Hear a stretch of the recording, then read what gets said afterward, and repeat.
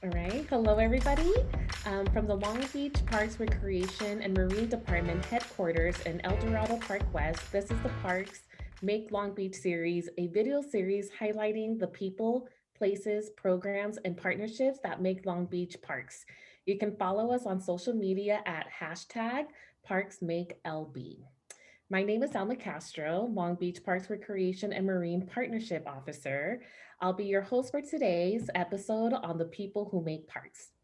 Long Beach has 170 parks, 6 miles of beach, and over 3,100 acres of open space. We have the largest municipally operated marina with over 3,100 boat slips and have over 1 million visitors a year to our parks and even more that participate in our programs.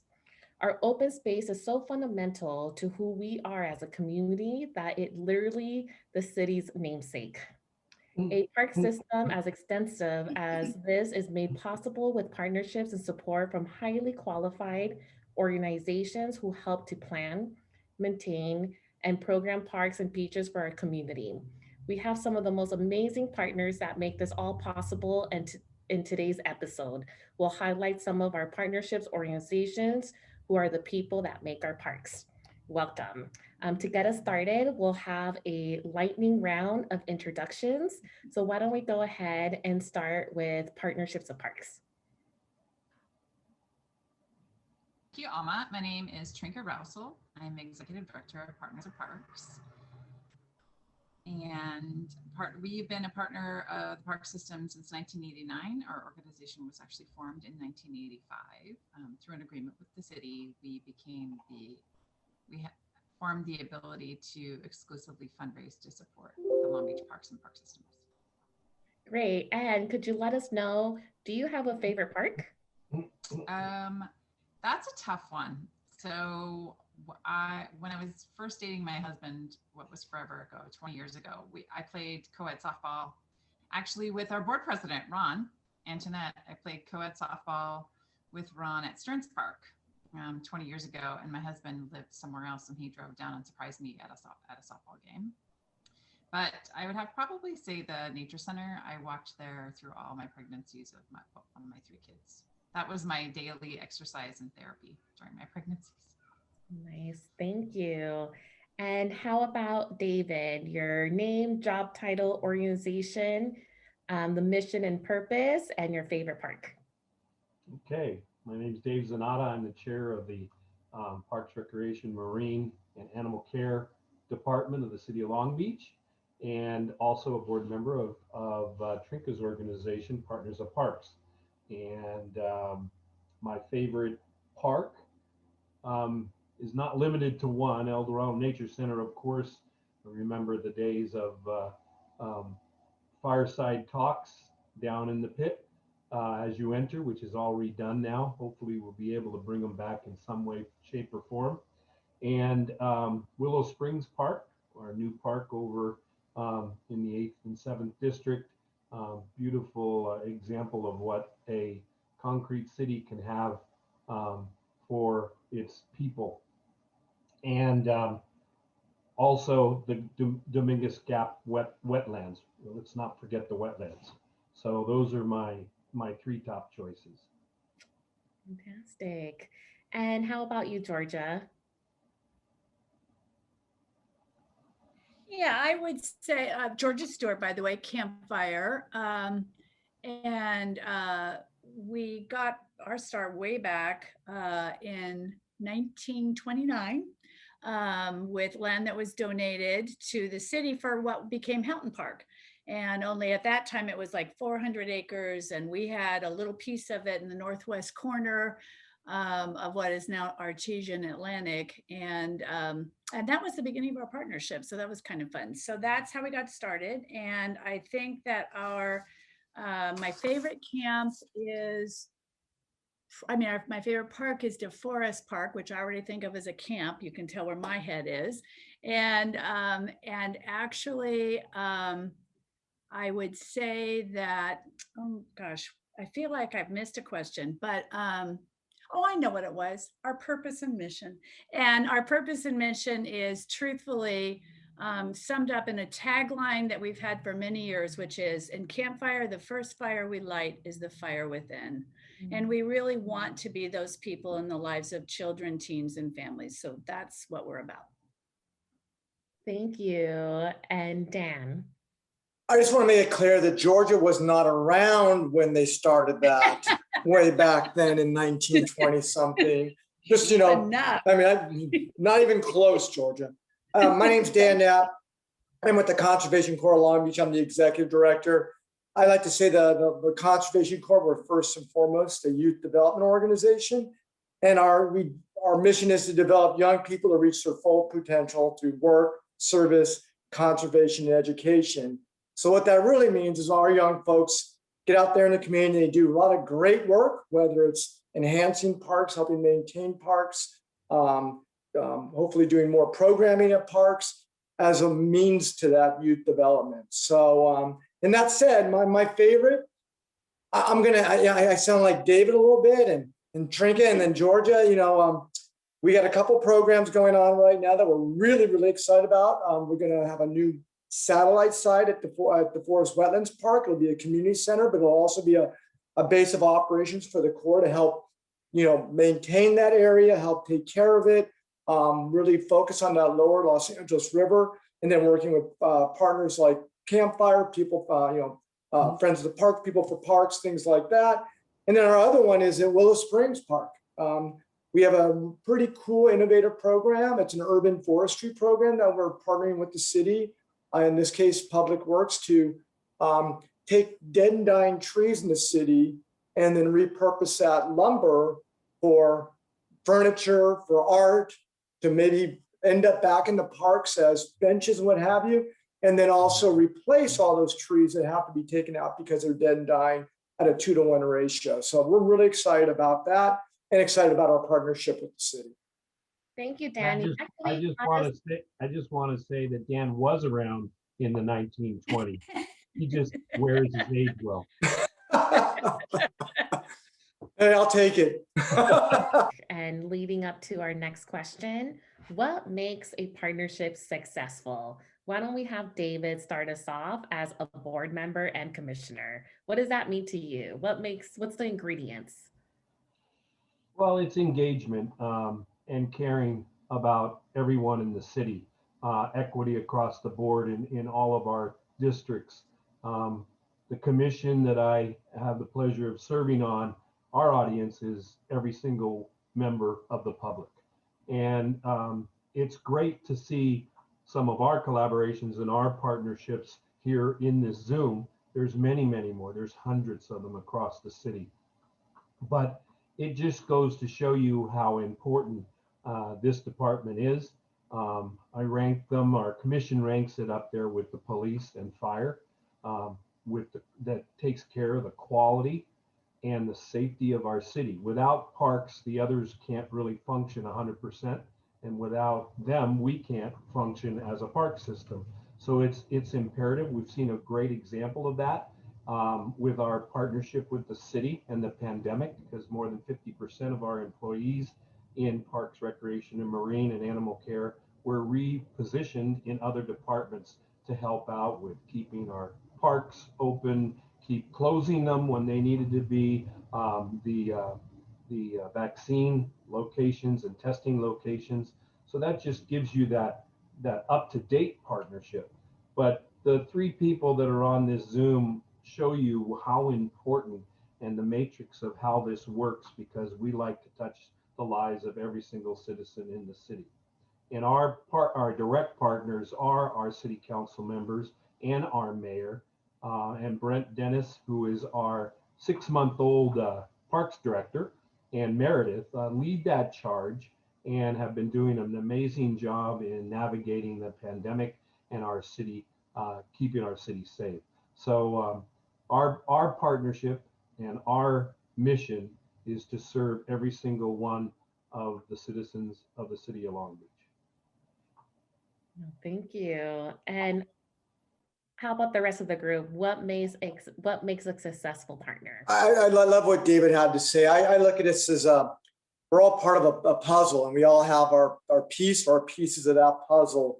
And you only can see the entire puzzle, the whole picture, once all the pieces are put together. And we know, as the nonprofit partners, Partners for Parks is probably a perfect example, is that the city can't do it alone. Nobody can do it alone anymore.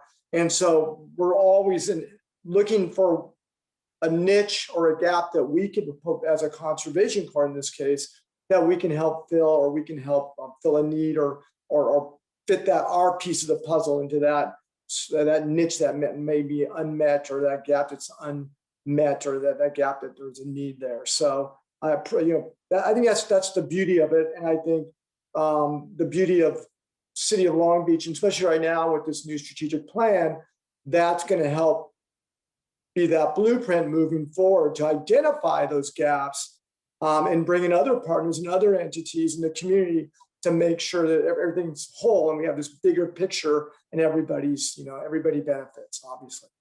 Yes, like you mentioned that no one could do it alone, right? We're a large department and we have so much land and opportunity. And it's really our partners that help us, really enhance what we already do, or really come up with innovative programming that we didn't even think before. Moving on to what's next in our partnerships. What does that look like? And how can Parks, Recreation, and Marine help make it a reality? What are you envisioning for the future? I'll dive in. I felt So, David. I think Parks and Rec, and I think this is also actually for Trinka and her group, Partners of Parks, helping fill those gaps, helping connect the dots with all the different players in the city, would be really helpful. I know that, I'd like to say I didn't just drink the Conservation Corps Kool-Aid, I guzzled it. I'm a believer. I've been, that's what I breathe and live every day. But, and we fill a niche, and we fill several niches very well, but not all of them. And I think helping us connect those dots on where we can be a best of assistance and the most help. So, for example, we're working with the State Rivers and Mountains Conservancy, and they're developing a river ranger program along the Los Angeles River. And an opportunity for our young folks to be liaisons in the community, but then also working with Parks and Rec, working with Georgia and her team to help maybe train our folks on interpretation and education, things like that. So we're looking for all those kind of partners, and I think Parks can really help us become a better partner in that way. So we're looking forward to that. But I think this private part, public, even corporate model is not going away. It's only going to grow. And I think just lining up all the right players and then keeping our doors open to more will only benefit everybody that much more. I'd like to say again to the word resilience, and not to be trying to be funny with it, but it's really our understanding of our resilience has really given us a shot in the arm during this pandemic, because we really have been re-empowered to understand that we can shift and we can look and make a difference in everybody's life. But we have to be resilient, and we have to just take it in hand and move forward. So again, that's why a strategic plan is very timely at this point, so that we have something to follow and have metrics to it. But our resilience during this time has been simply amazing. And that goes across the board to all of our partners, like the ones that are on this Zoom. It's just been utterly amazing how they've stepped up to make that difference, participate, volunteer, and engage in our community. I'd like to say one point about what I think I've been looking throughout the pandemic or the past year. I've been looking for all the silver linings and trying to help my kids with that. And like, what have been the silver linings? And I think a really super unique advantage that we have right now is the world literally stopped. And that never happens. And so for parks, that is a huge opportunity, because never have we been, I feel like when you're busy with the day-to-day, you can just ignore that parks are there and available for you, and that so many programs happen there and so much of life happens there. But when we all were forced to stop, And that was the only place we could go. Never have we been more, oh my gosh, parks, right? The therapeutic nature of just being outside and being, seeing trees and nature. There's never been a greater time for us to say, hey, now you haven't forgotten about parks, because that's the only thing you could do. So this is a really good time, I think, to focus on that in the community. And ideally in the future, I'd love to see a program that we all do together. I'd love to do something with campfire and conservation together. Yeah. Like we've been talking about that actually at the board level for a year. We just haven't been able to get it together. So I would love to see that, something that we could all do together, a program that we all work together and feed each other communities so they can all benefit. So ideally, that's what I would like to see. We would love that too. And I have to say, one of our staff members here has decided that she hates the word unprecedented. She never wants to hear it again. But I will say that actually, I've been thinking about that because she's always saying that. And I actually think that I've decided I like the phrase unprecedented, because it requires us to continue that pivot, to continue that search for silver linings, to look with fresh eyes at all the things we do, to see if there aren't ways to do it better, because there always are. And I think, like you said, Trinka, we stopped what we're doing. We got off the merry-go-round for a while, and we are looking with fresh eyes for opportunities to work together, collaborate together. It feels like it is a right time for a lot of new thinking about partnerships in general, before we all get so hectic again that we forget what we're learning right now. Let's continue this thinking from now on into the foreseeable future, because in that way, this has been a time of opportunity. Well, thank you, Georgia. As we begin to close this session, to wrap up, what is your word of the year that motivates you and drives your work? I felt that you set us up really well for this, Georgia, but in case you wanted to change your word. Actually, that was my word. I was just going to say. Dan? Oh, I don't know. I'm going to say passion. I think everybody on this, and everybody who cares about the community and parks shares the common passion, and you can't do it without the passion. So I'd say in passion would be my word. Okay, Alma, my word is connection. And mine is engagement, or engage.